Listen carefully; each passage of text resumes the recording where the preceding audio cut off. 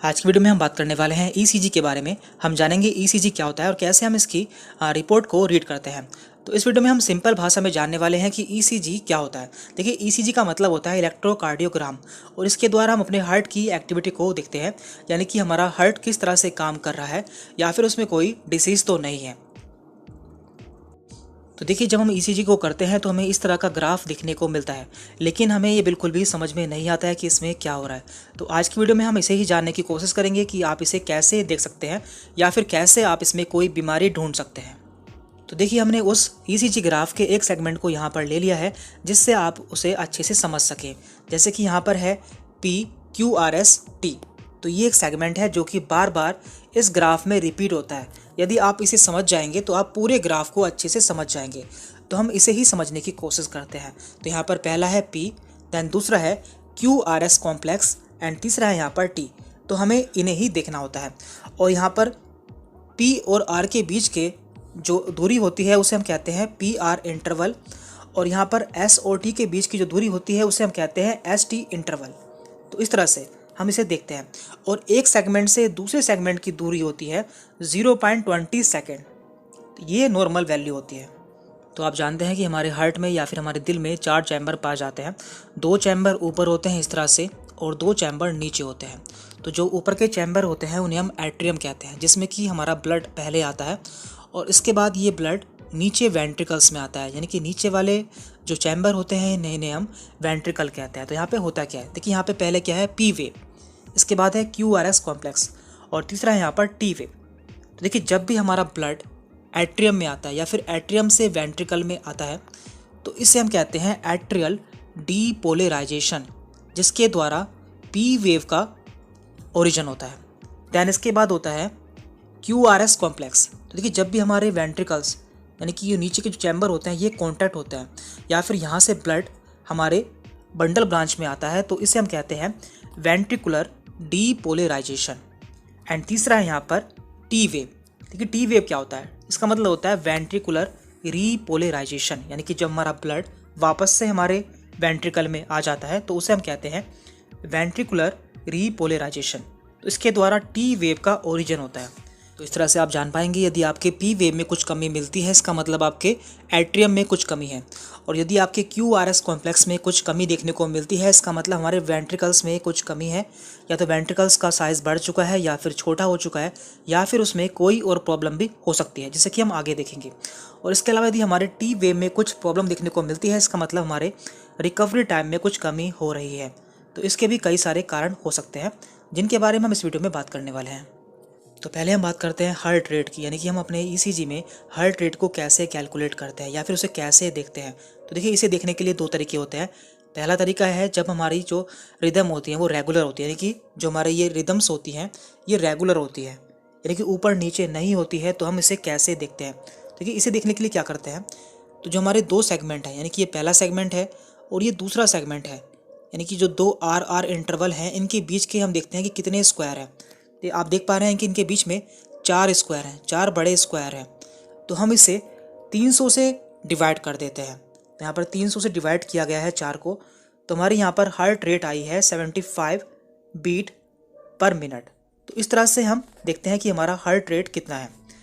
और देखिए, यदि हमारे हार्ट की रिदम रेगुलर नहीं होती है, यानी कि इर्रेगुलर होती है, या फिर हमारा जो QRS कॉम्प्लेक्स है वो ऊपर नीचे होता है, यानी कि एक लेवल में नहीं होता है, तो यहाँ पर दूसरा मेथड हमें अप्लाई करना होता है। तो यहाँ पर हम क्या करते हैं, तो यहाँ पर एक 6 सेकंड की स्ट्रिप होती है, यानी कि यहाँ से 1 से 6 सेकंड के बीच की स्ट्रिप होती है। तो इसमें हम QRS कॉम्प्लेक्स को कैलकुलेट कर लेते हैं कि कितने हैं। तो यहाँ पर है 1 2 3 4 5 6, एंड देन इसे हम 10 से मल्टीप्लाई कर देते हैं। तो इस तरह से यहाँ पर हमारी हार्ट रेट आ गई है 60 बीट प्रति मिनट। तो इस तरह से दोनों ही कंडीशन में हम अपने हार्ट रेट को निकाल सकते हैं। बात कर लेते हैं PQRST कॉम्प्लेक्स के बारे में, यानी कि हम इसमें क्या क्या देखना होता है। तो सबसे पहले हम बात कर रहे हैं P वेव के बारे में। तो ये हमारी P वेव है, तो ये हमारी P वेव है। तो देखिए, नॉर्मली क्या होता है, नॉर्मली जो इसकी चौड़ाई होती है, यानी कि यहाँ से यहाँ तक दूरी होती है, वो 3 छोटे बॉक्स से कम होनी चाहिए, और जो इसकी ऊंचाई होती है वो 2.5 छोटे बॉक्स से कम होनी चाहिए। तो ये इसकी नॉर्मल कंडीशन होती है, मीन्स इसमें कोई प्रॉब्लम नहीं होती है। तो यदि इसकी चौड़ाई बढ़ जाती है या फिर इसके यहाँ से यहाँ तक की दूरी बढ़ जाती है तो इसे हम कहते हैं LAE, means left atrium enlargement, यानी कि हमारे बाईं साइड का जो एट्रियम है उसका साइज़ बढ़ चुका है। और यदि इसकी ऊंचाई बढ़ जाती है या फिर हमें इसकी ऊंचाई ज़्यादा देखने को मिलती है, इसका मतलब होता है RAE, means right atrium enlargement, यानी कि हमारे दाईं साइड का जो एट्रियम है उसका साइज़ बढ़ चुका है। तो इस तरह से हम इसे जान सकते हैं। तो देखिए यहाँ पे हमने पी वेव की कुछ कंडीशन को दिखाया हुआ है। सबसे पहले यहाँ पर है नॉर्मल कंडीशन। तो नॉर्मल कंडीशन में इसकी जो पिक्चर होती है वो ऐसी होती है, लेकिन यदि ये पतली होकर लंबी हो जाती है, यानी कि इस तरह से हो जाती है, तो इसे हम कहते हैं RAE, यानी कि राइट एट्रियम एनलार्जमेंट। इसके अलावा यदि ये इस तरह से हो जाती है, यानी कि ये चौड़ी हो जाती है, तो इसे हम कहते हैं लेफ्ट एट्रियम एनलार्जमेंट। और यदि ये चौड़ी होकर और लंबी भी हो जाती है तो इसे हम कहते हैं RAE प्लस LAE, यानी कि इसमें दोनों ही एनलार्जमेंट हो चुके हैं। अब हम बात करते हैं QRS कॉम्प्लेक्स के बारे में। तो ये होता है QRS कॉम्प्लेक्स। तो आप जानते हैं कि ये किस समय होता है, जब भी हमारे वेंट्रिकल्स डीपोलराइज होते हैं तो उस समय हमारा QRS कॉम्प्लेक्स बनता है। और इसके बीच की जो दूरी होती है वो होती है 0.08 से 0.12 सेकेंड। तो ये इसकी नॉर्मल कंडीशन है। तो यदि ये बढ़ जाती है या फिर कम हो जाती है, मीन्स हार्ट में कोई प्रॉब्लम हो चुकी है। तो उससे भी हम जान लेते हैं कि क्या क्या प्रॉब्लम इसमें देखने को मिल सकती है। तो देखिए, जब भी हमारे QRS कॉम्प्लेक्स के बीच की दूरी 0.11 से ज़्यादा हो जाती है, मीन्स हमारे वेंट्रिकल से निकलने वाले बंडल ब्रांच में ब्लॉक हो चुका है या फिर वो बंद हो चुकी है। तो ये दो तरह का होता है, right bundle branch block and left bundle branch block. तो इसे हम कैसे जान पाएंगे? तो देखिए, हमारा ECG होता है उसमें दो तरह के लीड होते हैं, V1 एंड V6। तो यहाँ पर ये नॉर्मल कंडीशन है, लेकिन नॉर्मल कंडीशन में हमारा ग्राफ कुछ इस तरह का होता है। लेकिन जब भी हमारा जो ग्राफ होता है वो V1 में W की आकृति का होता है, यानी कि इस तरह से होता है, और V6 में M की आकृति का होता है, इस तरह से होता है, मीन्स हमारा लेफ्ट बंडल ब्रांच ब्लॉक हो चुका है, यानी कि हमारे बाईं तरफ की जो बंडल ब्रांच है वो ब्लॉक हो चुकी है।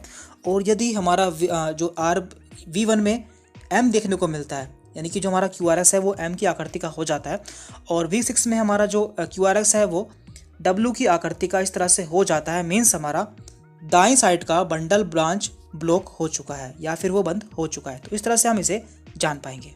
तो अब तक हम P वेव और QRS कॉम्प्लेक्स के बारे में जान चुके हैं। अब हम बात करते हैं T वेव के बारे में। देखिए, जब भी हमारे वेंट्रिकल्स में रीपोलराइजेशन होता है तो उस समय T वेव का ओरिजिन होता है, यानी कि T वेव उससे बनती है। तो T वेव में कई सारे चेंजेस देखने को मिलते हैं, जिसके द्वारा हम तरह तरह की बीमारियों के बारे में जानकारी ले सकते हैं।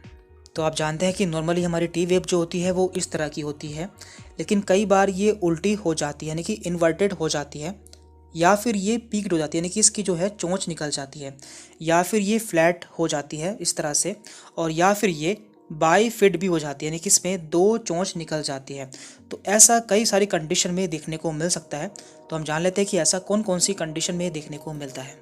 तो देखिए, T वेव के द्वारा हम हार्ट की कई सारी प्रॉब्लम के बारे में जान सकते हैं। तो मेनली यहाँ पे हमने इसे 3 ग्रुप में डिवाइड कर लिया है। तो पहला है यहाँ पर प्रोमिनेंट, दूसरा है इन्वर्टेड, यानी कि जो T वेव है वो उल्टी हो चुकी है, और तीसरा है यहाँ पर अदर, जिसमें क्या आता है फ्लैट एंड बाईफेसिक। तो ये टाइम पर भी डिपेंड करता है, यानी कि जो हमारी T वेव है वो नॉर्मल कंडीशन से एबनॉर्मल कंडीशन में कितनी देर तक रही है। जैसे कि यदि किसी पेशेंट की T वेव 2 से 3 घंटे तक उल्टी रहती है, यानी कि इन्वर्टेड रहती है, इसका मतलब पेशेंट को एक्यूट MI का अटैक आया है, यानी कि उसे मायोकार्डियल इन्फार्क्शन हो चुका है।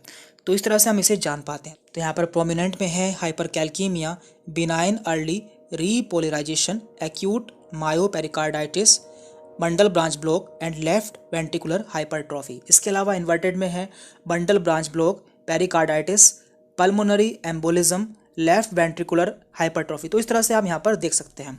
और यहाँ पर अदर्स में है metabolic and post electrical cardioversion. तो इस तरह से हम T वेव के द्वारा कई सारी प्रॉब्लम का पता लगा सकते हैं। अब हम बात करते हैं ST इंटरवल के बारे में, यानी कि S और T के बीच की दूरी के बारे में। तो इसके द्वारा हमें हार्ट के बारे में बहुत ही महत्वपूर्ण जानकारी मिलती है। तो ये कई बार ऊपर भी चला जाता है और कई बार ये नीचे भी चला जाता है। यदि ये ऊपर जाता है तो हम इसे ST एलिवेशन कहते हैं, और यदि नीचे जाता है तो इसे हम ST डिप्रेशन कहते हैं। देखिए, यहाँ पे हमने इसका डायग्राम दिया हुआ है। ये हमारा नॉर्मल ECG है, ये हमारा नॉर्मल ईसीजी है और यहाँ पर है एसटी डिप्रेशन, यानी कि जो आपका एसटी है वो नीचे जा चुका है, और ये है आपका एसटी इलेवेशन, यानी कि जो आपका एसटी है वो ऊपर जा चुका है। तो ये क्यों जाता है, इसके कई सारे रीजन होते हैं, तो उसके बारे में भी हम जान लेते हैं।